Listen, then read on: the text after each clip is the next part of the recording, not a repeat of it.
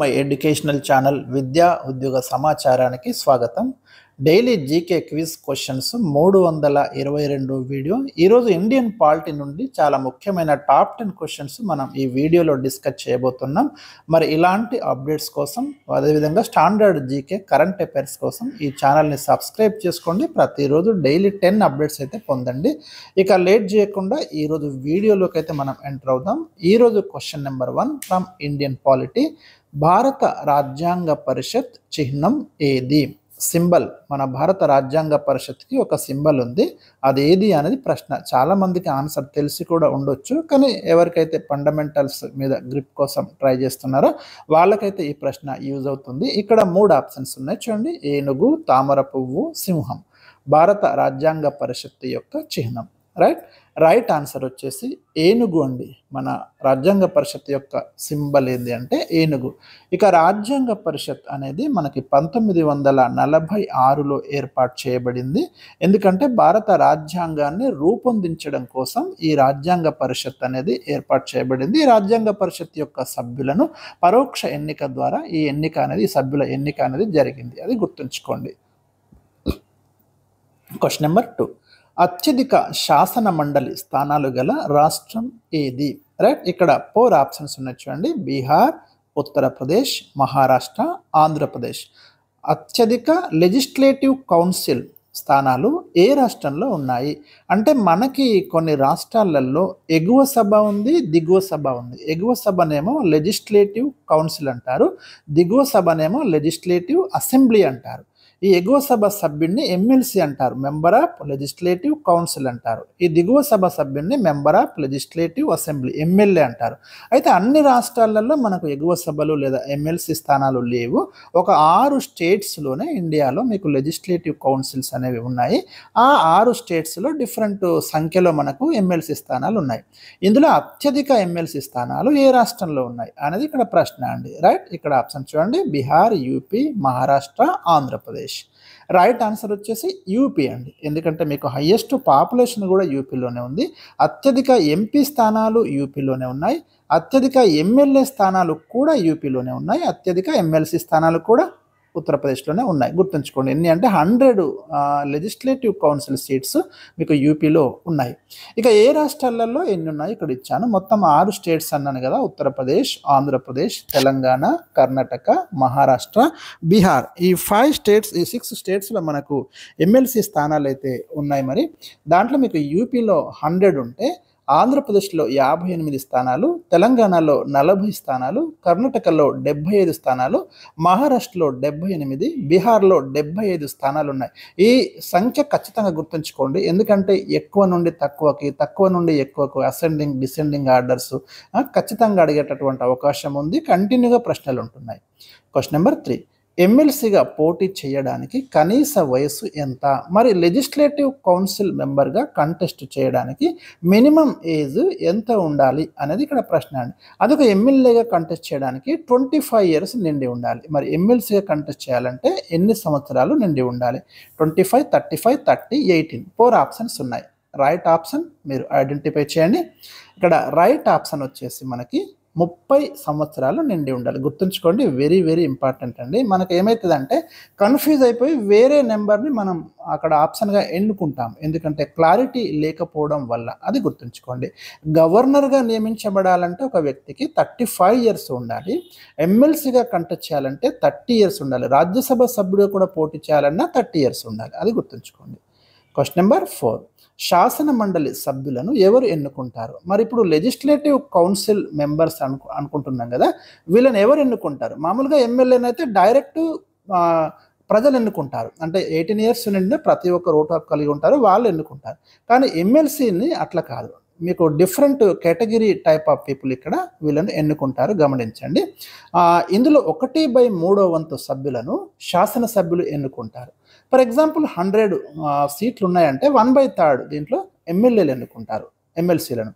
1/3 వంతు సభ్యులను స్థానిక ప్రజాప్రతినిధులు ఎన్నుకుంటారు. గుర్తుంచుకోండి, చాలా ముఖ్యమైన సమాచారం ఇది. సర్పంచ్ తప్ప అంటున్నాను, ఆ పైన జెడ్పీటీసీ, ఎంపీటీసీ వీళ్ళంతా స్థానిక ప్రజాప్రతినిధులు 1/3 వంతు సభ్యులను ఎన్నుకుంటారు. 1/6 వంతు సభ్యులను గవర్నర్ నామినేట్ చేస్తాడు. అంటే ఆ రాష్ట్రంలో ఉన్నటువంటి ప్రముఖ వ్యక్తులు వివిధ రంగాలలో ఏదైనా ఒక సెక్టార్లో ఫెమిలియర్ అయినటువంటి వ్యక్తులను గవర్నర్ 1/6 నామినేట్ చేయడం అనేది జరుగుతుంది. 1/12 వంతు మంది సభ్యులను ఆ రాష్ట్రంలోని టీచర్స్ ఎన్నుకుంటారు. ఉపాధ్యాయ ఎమ్మెల్సీ అంటాం, గమనించండి. ఇక 1/12 సభ్యులను పట్టభద్రులు ఎన్నుకుంటారు, గ్రాడ్యుయేట్స్ ఎన్నుకుంటారు. ఇది మనకి ఈ ఎమ్మెల్సీని ఎన్నుకునేటటువంటి ఓటర్లు. Question number 5. రాజ్యాంగంలోని ఏ నిబంధన ప్రకారం ఒక రాష్ట్రంలో శాసన మండలిని పార్లమెంట్ ఏర్పాటు చేయడం లేదా రద్దు చేయడం చేస్తుంది? ఇది ప్రీవియస్ క్వశ్చన్ అండి, జేఎల్ జనరల్ స్టడీస్ ఎగ్జామ్లో అడిగినటువంటి ప్రశ్న, 2001 ఎగ్జామ్లో జేఎల్. రైట్, ఇక్కడ ఏ ఆర్టికల్ మనకు లెజిస్లేటివ్ కౌన్సిల్ ఏర్పాటు చేయడానికి లేదా రద్దు చేయడానికి పార్లమెంట్కు అధికారాన్ని ఇచ్చింది? పార్లమెంటే ఏర్పాటు చేస్తుంది లేదా పార్లమెంటే రద్దు చేస్తుంది? గమనించండి మీరు. రైట్, ఆర్టికల్ ఏది అనేది ఇక్కడ ప్రశ్న. 4 ఆప్షన్స్ ఉన్నాయి, 169, 171, 123, 256. రైట్ ఆన్సర్ వచ్చేసి 169వ ఆర్టికల్ లెజిస్లేటివ్ కౌన్సిల్ని ఏర్పాటు చేయడం లేదా రద్దు చేయడం గురించి వివరిస్తుంది. Question number 6. 1950 ప్రజా ప్రాతినిధ్య చట్టం ప్రకారం, పబ్లిక్ రిప్రజెంటేటివ్ యాక్ట్ ప్రకారం శాసన మండలి సభ్యుల సంఖ్య కనిష్టంగా ఎంత ఉండాలి, మినిమం ఎంత ఉండాలి? లెజిస్లేటివ్ కౌన్సిల్ సభ్యుల సంఖ్య మినిమం ఎంత ఉండాలి అనేది ఇక్కడ క్వశ్చన్. రైట్, ఇక్కడ డైరెక్ట్ ఆన్సర్ ఇచ్చాను, మినిమం 40 మంది ఉండాలండి. మీకు తెలంగాణలో చూస్తే పార్టీ ఉన్నారు, మినిమం అన్నట్టు ఇది. ఇక మ్యాక్సిమం ఎంత ఉండొచ్చు అంటే గరిష్టంగా ఆ రాష్ట్ర విధానసభ సభ్యుల సంఖ్యలో 1/3 వంతు మించరాలి. అది మీరు గమనించండి. Question number 7. శాసన మండలి సభ్యుల పదవీ కాలం ఎన్ని సంవత్సరాలు ఉంటుంది? 5, 9, 6 ఏది కాదు. సాధారణంగా లెజిస్లేటివ్ కౌన్సిల్ యొక్క మెంబర్స్ పదవీ కాలం అనేది మనకి 6 సంవత్సరాలుగా ఉంటుందండి. ఇది మామూలుగా ఎమ్మెల్యే అయితే 5 years ఉంటుంది, మీకు ఎంపీ అయినా 5 years. కానీ ఇక్కడ శాసన మండలి సభ్యుల సంఖ్య వాళ్ళ యొక్క టర్మ్ వచ్చేసి మనకు 6 years అనేది మీరు గుర్తుంచుకోండి, according to Indian constitution. Question number 8. ప్రతి 2 సంవత్సరాలకు శాసన మండలిలో ఎంతమంది పదవి విరమణ చేస్తారు? ఎవ్రీ 2 yearsకి కొంతమంది ఇక్కడ రిటైర్మెంట్ ప్రకటిస్తారు. ఎంతమంది అనేది ఇక్కడ ప్రశ్న. 2/3, 3/4, 4/3, 1/3.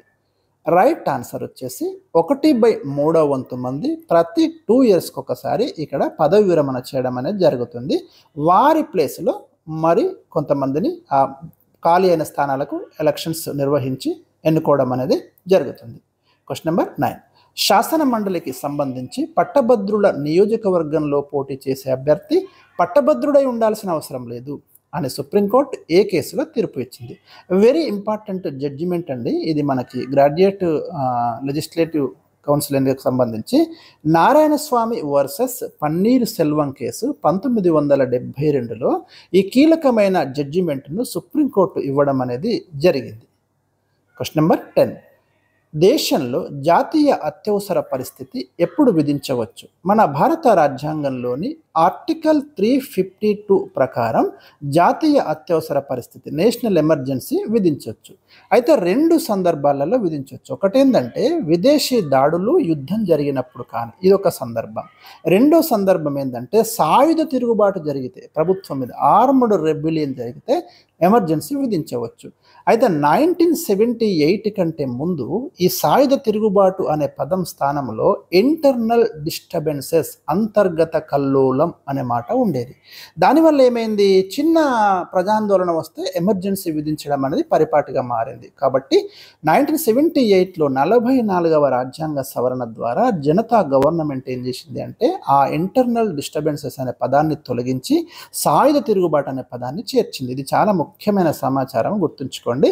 మీకు ప్రధానమంత్రి అధ్యక్షతన ఉన్న క్యాబినెట్ యొక్క లిఖితపూర్వక సలహా మేరకు, ఇది కూడా 1978లోనే మార్చిండు, లిఖితపూర్వక సలహా మేరకు రాష్ట్రపతి జాతీయ అత్యవసర పరిస్థితి విధిస్తాడు. ఇది క్యాబినెట్ లిఖితపూర్వకంగా ఇవ్వాలి. అంతకుముందు లిఖితపూర్వక అని లేదు మన ఇండియన్ కాన్స్టిట్యూషన్లో. రైట్, ఇది 1978లో ఈ క్లాస్ చేర్చడం అనేది జరిగింది.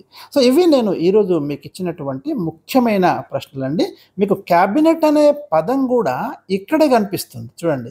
మీకు మంత్రులు, క్యాబినెట్ మినిస్టర్స్ అని ఇట్లా అంటాం కదా, అట్లాంటి విభజన భారత రాజ్యాంగంలో లేదు. కానీ క్యాబినెట్ అనే పదం అనేది మనకి ఇక్కడ కనిపిస్తుంది. రైట్, 1978 రాజ్యాంగం సవరణ, 44వ సవరణ 78 ఏమో ఇయర్. ఇవి ఈరోజు నేను మీకు ఇచ్చినటువంటి ముఖ్యమైన ప్రశ్నలు.